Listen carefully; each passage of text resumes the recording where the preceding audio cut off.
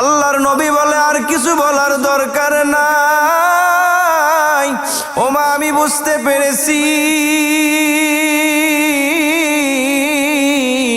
আপনার আলকামার জবান দিয়ে কেন কালিমা বের হচ্ছে না। আল্লাহর নবী ডাক দিয়ে বলে, ও সাহাবারা যাও যাও, আমার আলকামার জন্য কিছু শুকনা কাঠ একত্রিত করো, আমি আলকামার দেহখানায় কাঠের মধ্যে আগুন জ্বালাই একদম নষ্ট করে ফেলবো, জ্বালায় পোড়াইয়া সারকার করে দিব। এই কথা শোনার সঙ্গে সঙ্গে আলকামা রাদিয়াল্লাহু তাআলা আনহার মা, আলকামা রাদিয়াল্লাহু তাআলা আনহুর মা নবীজিকে ডাক দিয়ে বলে, ওগো নবী আপনি এটা কি বলেন? আপনি আমার কলিজার টুকরা সন্তানকে আমার সামনে আগুন দিয়ে জ্বলাবেন? আমি মা হয়ে এটা কেমনে সহ্য করি? আল্লাহর নবী ডাক দিয়ে বলে, রে মা ভালো করে শুনে নেন, আপনি যদি আপনার সন্তানকে মাফ না করেন আপনার সন্তানের জবান থেকে কালিমাটা বের হবে না, আর আপনার সন্তানের জবান থেকে যদি কালিমা বের না হয় তবে কিয়ামতের দিন জাহান্নামের আগুন দুনিয়ার আগুনের থেকে হাজার হাজার বেশি গুণ তেজের আগুন জাহান্নামের আগুন। এই জাহান্নামের আগুনে আপনার ছেলেকে জ্বলতে হবে।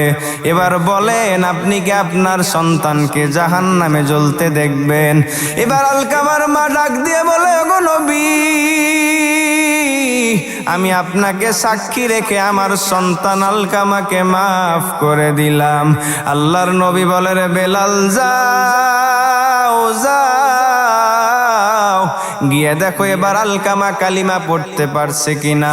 বিলাল রাদিয়াল্লাহু তাআলা আনহু তিনি এবার ঘরের বাইরে থেকে যান আর গিয়ে আওয়াজ শোনেন যে ঘরের ভিতর থেকে আলকামা রাদিয়াল্লাহু তাআলা আনহু জোরে জোরে কালিমা পড়তেছে।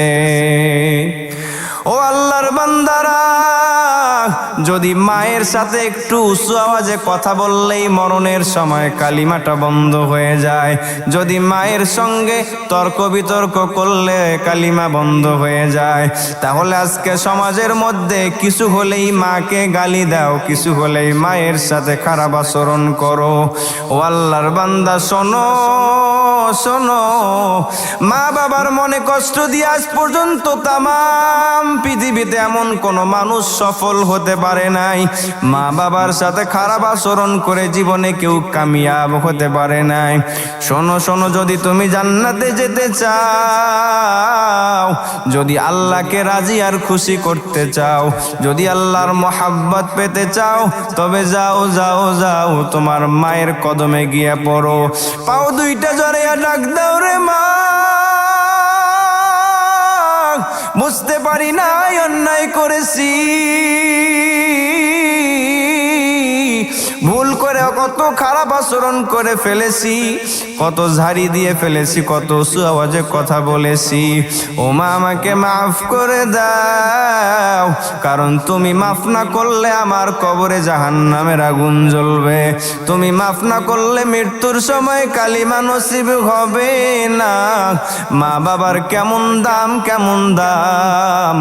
আল্লাহর নবী বলেন, কোন নেক সন্তান আদর্শবান সন্তান যদি মায়ের চেহারার দিকে বাবার চেহারার দিকে একবার তাকায়, আল্লাহর নবী বলেন আল্লাহ তাআলা সঙ্গে সঙ্গে ওই সন্তানের আমলনামায় একটি কবুল হজের সওয়াব জমা করে দেয়। সাহাবায়ে কিরাম জিজ্ঞাসা করলো, গো নবী আমি যদি দিনে 100 বার আমার মায়ের চেহারার দিকে তাকাই, আমি যদি দিনে 200 বার আমার বাবার চেহারার দিকে তাকাই, তাহলে কি একটা হজের সওয়াবই হবে না নাকি 100টা হজের সওয়াব হবে? আল্লাহর নবী বললেন, ও আমার সাহাবী শোনো, তুমি যদি দিনে 100 বার তাকাও, 100 বার আল্লাহ তাআলা তোমাকে হজের সওয়াব দিয়ে দিবে। যদি 200 বার তাকাও, 200 বার আল্লাহ তাআলা তোমাকে হজের সওয়াব দিয়ে দিবে। আল্লাহর নবীকে জিজ্ঞাসা করা হলো, গো নবী আইয়ুল আমালি আহাব্বু ইলাল্লাহ, আল্লাহ তাআলার কাছে কোন আমলটা সব থেকে বেশি প্রিয়? আল্লাহর নবী বলেন, আসসালাতু ওয়াক্তিহা, সময় মতো নামাজ পড়াটা হলো আল্লাহর কাছে সব থেকে পছন্দনীয়। এরপর আবার সাহাবায়ে কেরাম জিজ্ঞাসা করলেন, ইয়া রাসূলুল্লাহ সুম্মা আইয়ুন, এরপরে কোন আমলটা আল্লাহর কাছে বেশি প্রিয়? নবীজি ডাক দিয়ে বলেন, সাহাবার দল, সময় মতো নামাজ পড়ার পর আল্লাহ তাআলার কাছে সব থেকে দামি আমল হলো মা বাবার সেবা করার, মা বাবার যত্ন নেয়া। অন্য হাদিসে উল্লেখ আছে, নবীজিকে জিজ্ঞাসা করা হলো, ওগো নবী, মা বাবা সম্পর্কে আপনি কিছু বলেন। আল্লাহর নবী বললেন, হুমা জান্নাতুকা ওয়া নারুকা, এই যে তোমার মার বাবা, এই দুইজন তোমার জন্য জান্নাত, আবার তোমার জন্য জাহান্নাম। তুমি যদি এই দুইজনকে কোনোভাবেই রাজি খুশি করতে পারো, তুমি যদি তোমার মার বাবার কাছ থেকে দোয়া নিতে পারো, তুমি যদি তোমার মার বাবাকে সন্তুষ্ট করতে পারো, তবে জান্নাত তোমার জন্য। আর যদি কোনো কারণেই কোনোভাবেই তুমি তোমার মা বাবার মনে কষ্ট দাও, যদি কোনো কারণেই মা বাবা তোমার উপরে অসন্তুষ্ট হয়ে যায়, তবে শোনো শোনো, তোমার জন্য জান্নাত নাই। কারণ আল্লাহর নবীর হাদিস, নবীজি ডাক দিয়ে বলেন, আব্দুল্লাহ ইবনে উমর রাদিয়াল্লাহু তাআলা আনহু قال قال رسول الله صلى الله عليه وسلم, আল্লাহর নবীর সাহাবী নবীজি থেকে বর্ণনা করেন, রিদর রব্বি ফি রিদল ওয়ালিদি ওয়া সাখাতুর রব্বি ফি সাখাতিল ওয়ালিদি। আব্দুল্লাহ ইবনে উমর ডাক দিয়ে বলে, রে দুনিয়ার মানুষ, তোমার মা বাবাকে খুশি করতে পারলে আল্লাহ তোমার উপর খুশি হয়ে যাবে, আর মা বাবা অসন্তুষ্ট হলে আল্লাহ অসন্তুষ্ট হয়ে যাবে। ও আল্লাহর বান্দারা, এমন কোন হাদিস নাই যে পীরকে খুশি করতে পারলে আল্লাহ খুশি, দলের লিডারকে খুশি করতে পারলে আল্লাহ খুশি, ফ্রেন্ড সার্কেল আত্মীয় স্বজন যে কোনো একজনকে খুশি করতে পারলে আল্লাহ খুশি। না না না, এমনটা নাই। বরঞ্চ হাদিসে আছে, রিদর রব্বি ফি রিদল ওয়ালিদি, তোমার মা বাবার সন্তুষ্টি তোমার আল্লাহর সন্তুষ্টি,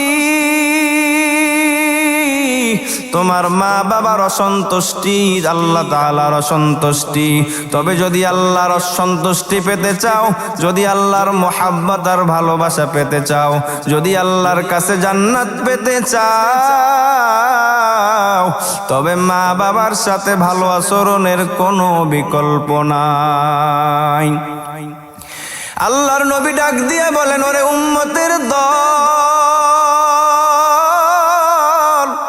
আমি ছোটবেলায় বাবাকে হারিয়েছি, একটু বড় হতে আমি আবার মাকে হারিয়েছি।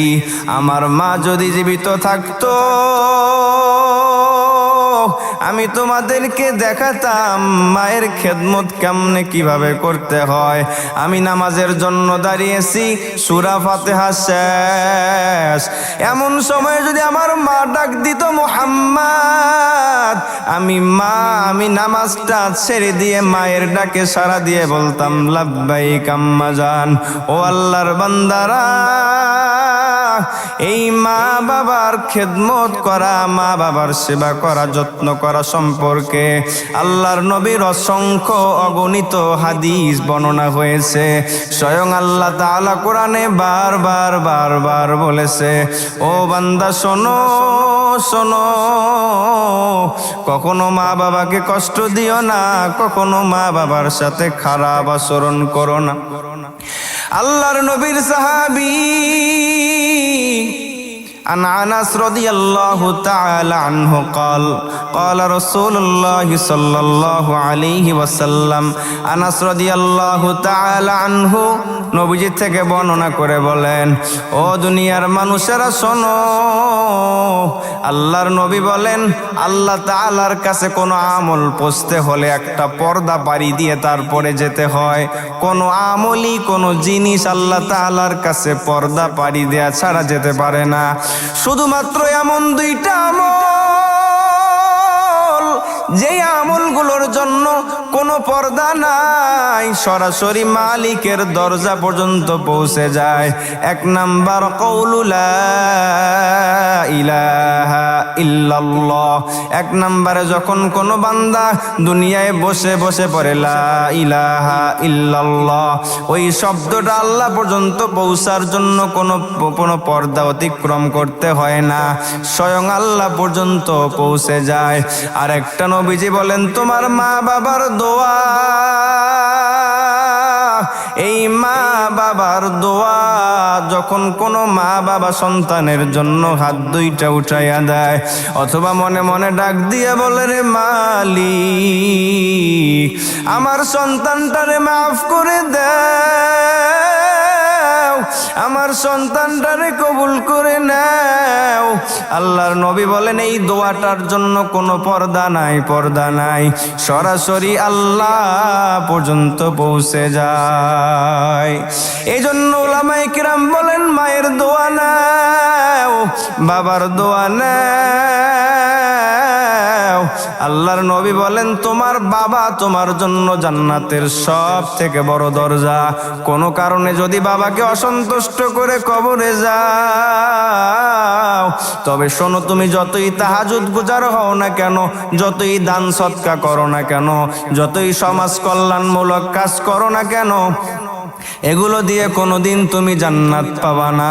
তোমার মা অথবা বাবা দুইজন অথবা যে কোনো একজন যদি তোমার উপরে অসন্তুষ্ট থাকে।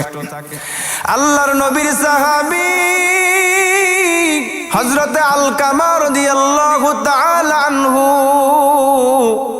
মুমূর্ষ অবস্থায়, তার জান যাবে, তার স্ত্রী ডাক দিয়া বলল, স্বামী আমার, আপনি তো কিছুক্ষণ পর হয়তো চলে যাবেন, আপনি কালিমা পড়েন, আপনার জবান থেকে কালিমা কেন উচ্চারণ হচ্ছে না?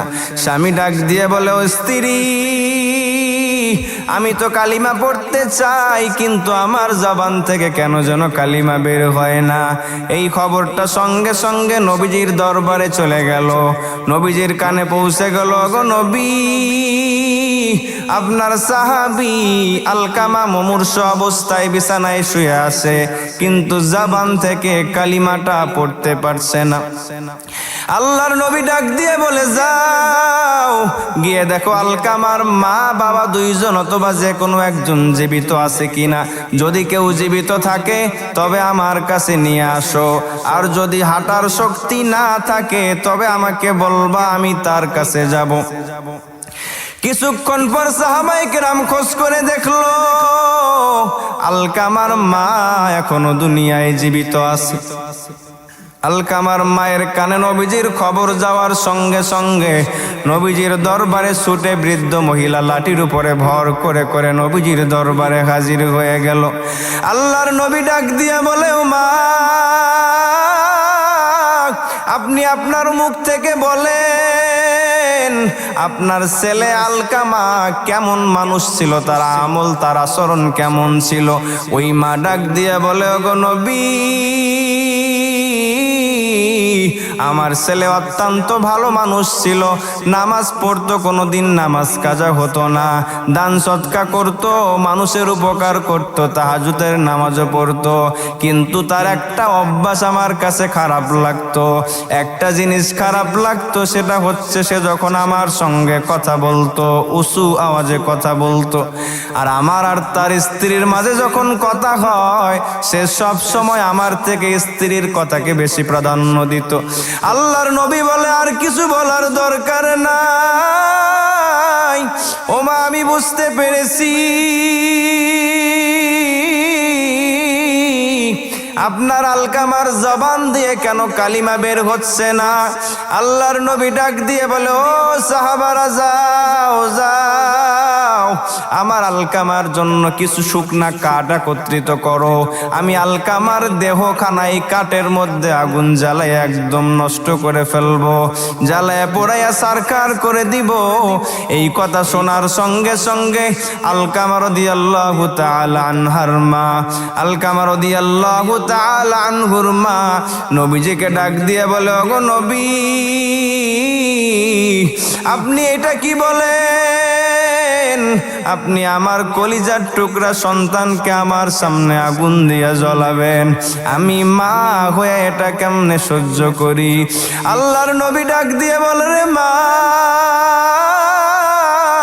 ভালো করে শুনে নেন, আপনি যদি আপনার সন্তানকে মাফ না করেন, আপনার সন্তানের জবান থেকে কালিমাটা বের হবে না। আর আপনার সন্তানের জবান থেকে যদি কালিমা বের না হয়, তবে কিয়ামতের দিন জাহান্নামের আগুন দুনিয়ার আগুনের থেকে হাজার হাজার বেশি গুণ তেজের আগুন জাহান্নামের আগুন। এই জাহান্নামের আগুনে আপনার ছেলেকে জ্বলতে হবে। এবার বলেন, আপনি কি আপনার সন্তানকে জাহান্নামে জ্বলতে দেখবেন? এবার আলকামার মা ডাক দিয়ে বলে, ওগো নবী, আমি আপনাকে সাক্ষী রেখে আমার সন্তান আলকামাকে মাফ করে দিলাম। আল্লাহর নবী বলে, রে বেলাল, যাও যাও, গিয়ে দেখো এবার আলকামা কালিমা পড়তে পারছে কিনা। বিলাল রাদিয়াল্লাহু তাআলা আনহু তিনি এবার ঘরের বাইরে থেকে যান আর গিয়ে আওয়াজ শোনেন যে ঘরের ভিতর থেকে আলকামা রাদিয়াল্লাহু তাআলা আনহু জোরে জোরে কালিমা পড়তেছে। ও আল্লাহর বান্দারা, যদি মায়ের সাথে একটু উঁচু আওয়াজে কথা বললেই মরণের সময় কালিমাটা বন্ধ হয়ে যায়, যদি মায়ের সঙ্গে তর্ক বিতর্ক করলে কালিমা বন্ধ হয়ে যায়, তাহলে আজকে সমাজের মধ্যে কিছু হলেই মাকে গালি দাও, কিছু হলেই মায়ের সাথে খারাপ আচরণ করো। ও আল্লাহর বান্দা, শোনো শোনো, মা বাবার মনে কষ্ট দিয়ে আজ পর্যন্ত তামাম পৃথিবীতে এমন কোন মানুষ সফল হতে পারে নাই। মা বাবার সাথে খারাপ আচরণ করে জীবনে কেউ কামিয়াব হতে পারে নাই। শোনো শোনো, যদি তুমি জান্নাতে যেতে চাও, যদি আল্লাহকে রাজি আর খুশি করতে চাও, যদি আল্লাহর মহাব্বত পেতে চাও, তবে যাও যাও যাও, তোমার মায়ের কদমে গিয়ে পড়ো, পাও দুইটা জড়াইয়া ডাক দাও, রে মা, বুঝতে পারি নাই অন্যায় করেছি, ভুল করে কত খারাপ আচরণ করে ফেলেছি, কত ঝাড়ি দিয়ে ফেলেছি, কত উঁচু আওয়াজে কথা বলেছি। ও মা, আমাকে মাফ করে দাও, কারণ তুমি মাফ না করলে আমার কবরে জাহান্নামের আগুন জ্বলবে, তুমি মাফ না করলে মৃত্যুর সময় কালিমা নসিব হবে না। মা বাবার কেমন দাম, কেমন দাম।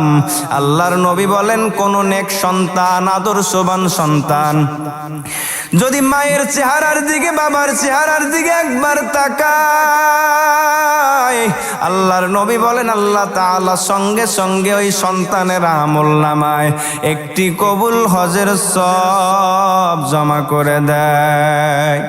সাহাবায়ে কিরাম জিজ্ঞাসা করলো, গো নবী, আমি যদি দিনে 100 বার আমার মায়ের চেহারার দিকে তাকাই, আমি যদি দিনে 200 বার আমার বাবার চেহারার দিকে তাকাই, তাহলে কি একটা হজের সওয়াবই হবে না, নাকি 100টা হজের সওয়াব হবে? আল্লাহর নবী বললেন, ও আমার সাহাবী, শোনো, তুমি যদি দিনে 100 বার তাকাও, 100 বার আল্লাহ তাআলা তোমাকে হজের সওয়াব দিয়ে দিবে। যদি 200 বার তাকাও, দাও 200 বার আল্লাহ তাআলা তোমাকে হজের সওয়াব দিয়ে দিবে। এত দাম, এত মান, এত শান আজকে মা বাবার। কিন্তু এমন সমাজ এসে দাঁড়িয়েছে, আমরা ফ্রেন্ড সার্কেলকে যতটা সম্মান করি মা বাবাকে ততটা সম্মান করি না। অফিসের বসকে যতটা সম্মান করি বাবাকে ততটা সম্মান দিয়ে কথা বলি না। আল্লাহর নবী বলেন, ও উম্মতের দল, তোমরা যখন দেখবা সন্তান বাবার সাথে খারাপ আচরণ করে, মেয়ে মায়ের সাথে খারাপ আচরণ করে, তখন বুঝে নিও কিয়ামত আর বেশি দূরে না। ওই মা কত কষ্ট করে করে করে করে সন্তানকে লালন পালন করে, ওই বাবা কত কষ্ট করে করে সন্তানকে লালন পালন করে। আজকে কেমনে একজন সন্তান ওই মায়ের সাথে খারাপ আচরণ করতে পারে, বাবার সাথে খারাপ আচরণ করতে পারে? ওই মা এমন দামি জিনিস। আল্লাহর নবী দুনিয়া থেকে বিদায় হওয়ার আগে হযরত ওমর রাদিয়াল্লাহু তাআলা আনহুকে ডাক দিয়া বলেন, ও ওমর,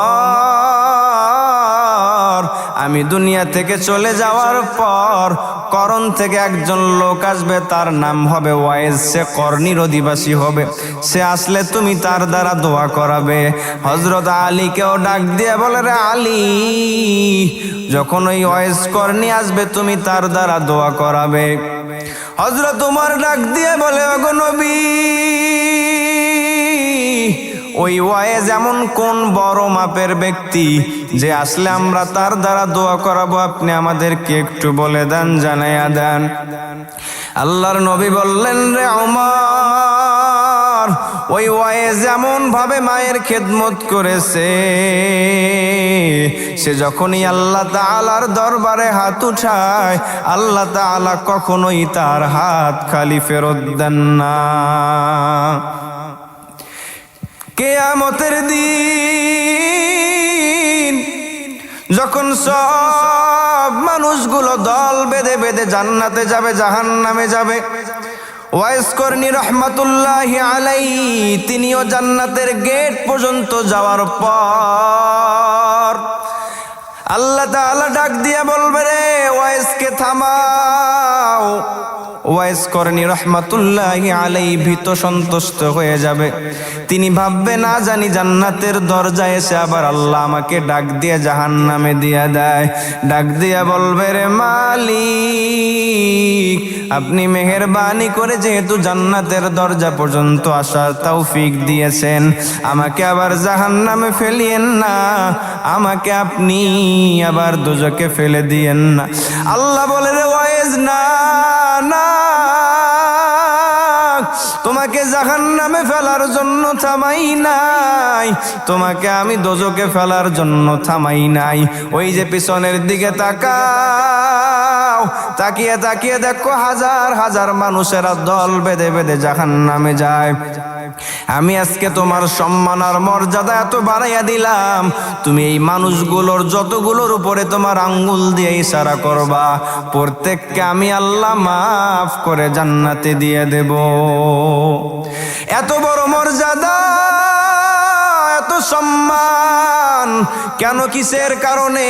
অনেক বেশি তাহাজ্জুদ গুজার ছিল না, না। অনেক বেশি দান সদকা করত না, না। শুধুমাত্র মায়ের সেবা করেছে, মায়ের খেদমত করেছে, মায়ের কাছ থেকে দোয়া নিয়েছে। ও আল্লাহর বান্দারা, মায়ের সেবা করলে, মায়ের কাছ থেকে দোয়া নিলে ও জীবনে অনেক বড় হওয়া যায়। এই যে বাইজিদ বুস্তামি এত বড় কেন হলো? মায়ের দোয়া। আব্দুল কাদের জিলানী এত বড় হয়েছে মায়ের দোয়া।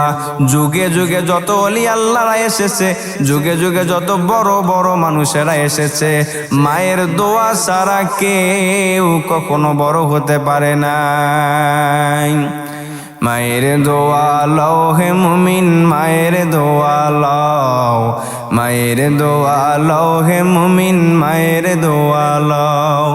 বিপদে পড়বে না তুমি যখন যেথায় যাও, বিপদে পড়বে না তুমি যখন যেথায় যাও। মায়ের দোয়া লও হে মুমিন, মায়ের দোয়া লও, মায়ের দোয়া লও হে মুমিন, মায়ের দোয়া লও। মা বাবার সেবা করা কত দরকার,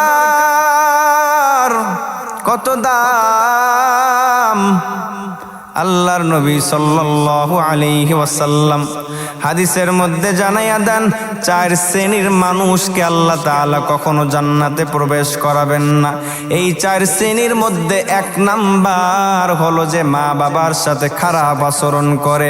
যে ব্যক্তি মা বাবার সাথে খারাপ আচরণ করে আল্লাহ তাআলা তাকে জান্নাতে ঢুকাবেন না। 2 নাম্বার, যে ব্যক্তি মদ পান করে আল্লাহ তাআলা জান্নাতে ঢুকাবেন না।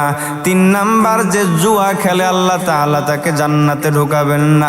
4 নাম্বার, যে ব্যক্তি দান করে খোটা দেয় আল্লাহ তাআলা ওই ব্যক্তিকেও জান্নাতে ঢুকাবেন না।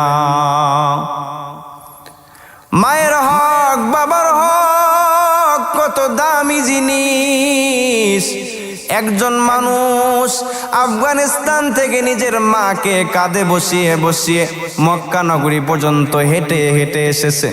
তখন তো কোনো গাড়ি ছিল না, কোনো ঘোড়া ছিল না, উট ছিল না, দুম্বা ছিল না। তখন তো কোনো গাড়ি ছিল না, হেলিকপ্টার আর বিমান ছিল না। তখন মানুষ পায়ে হেঁটে হেঁটে দীর্ঘ দূর, অনেক দূরের সফর করত। ওই আল্লাহর বান্দা একজন মানুষ আফগানিস্তান থেকে নিজের কাঁধে মাকে বসিয়ে সেখান থেকে হাঁটতে হাঁটতে হাঁটতে হাঁটতে মক্কা পর্যন্ত এসেছে। মক্কা পর্যন্ত আসার পর হজের সকল কার্যক্রমগুলো তার মাকে কাঁধের উপরে বসিয়ে বসিয়ে সম্পন্ন করেছে। সম্পন্ন করার পর হযরত আব্দুল্লাহ ইবনে উমর রাদিয়াল্লাহু তাআলা আনহুর কাছে গেলেন, গিয়ে ডাক দিয়ে বললেন, হুজুর, ওই যে আফগানিস্তান থেকে আমি আমার মাকে আমার কাঁধের মধ্যে বসিয়েছি, সারা রাস্তা মাকে কাঁধে বসিয়ে হেঁটেছি। আমি হজের কার্যক্রমগুলো আমার মাকে আমার কাঁধের উপর বসিয়ে বসিয়ে করেছি। ও হুজুর বলেন, আমি কি আমার মার হক আদায় করতে পেরেছি? আব্দুল্লাহ ইবনে উমর ডাক দিয়ে বলে, ও ভাই, না না, লা তালকাতান ওয়াহিদা, তুমি এখনো পর্যন্ত 1 তালকার হক আদায় করতে পারো নাই। তোমার মা তোমাকে প্রসব করার সময়, তোমার মা তোমাকে জন্ম দেওয়ার সময় কষ্টের কারণে যেই লম্বা লম্বা নিঃশ্বাসগুলো নিয়েছে, ওই একটা নিঃশ্বাসের হক এখনো আদায় করতে পারো নাই। কারণ প্রসব বেদনা এত কঠিন। সায়েন্টিস্টরা গবেষণা করে বলেন, একজন সুস্থ মানুষের শরীরে যদি প্রসব বেদনার ব্যথাটা প্রয়োগ করা হয়, ওই মানুষটার শরীরে অনায়াসে 40টা হাড় ভেঙে যাবে। এই ব্যথাটা সহ্য করে করে করে করে মা বাচ্চা প্রসব করে, বাচ্চা জন্ম দেয়। এটা বড় কষ্ট, বড় কঠিন। এই জন্যই তো মায়ের এত দাম, এত দাম।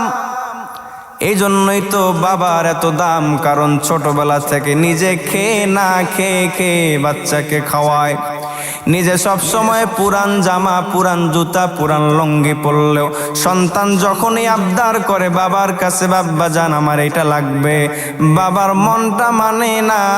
নিজের কাছে টাকা না থাকলেও ধার করার চেষ্টা করে, দোকান থেকে বাকি আনার চেষ্টা করে। এই যে প্রচন্ড গরম,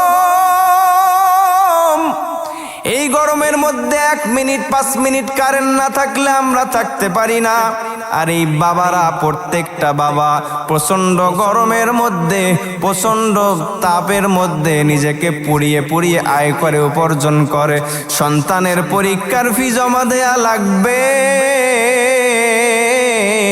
আমাকে বসে থাকলে হবে না, সন্তানকে ঈদে নতুন জামা কিনে দিতে হবে, আমাকে রমজান মাসে বাড়িতে থাকলে হবে না।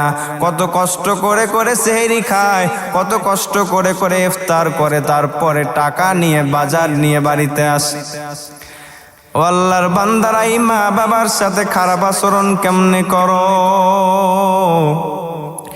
জীবনের মূল কষ্ট মায়ের প্রসব বেদনায়,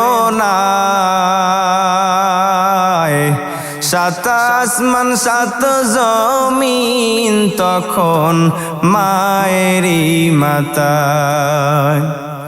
জীবনের মূল কষ্ট মায়ের প্রসব বেদনায়, সাত আসমান সাত জমিন তখন মায়েরই মাথায়। এমন মাকে কেমন করে, এমন মাকে কেমন করে গেলে তুমি ভুলিয়া। ও আমার প্রাণের মা, মা গো মা, কোথায় গেলে মোরে সারিয়া?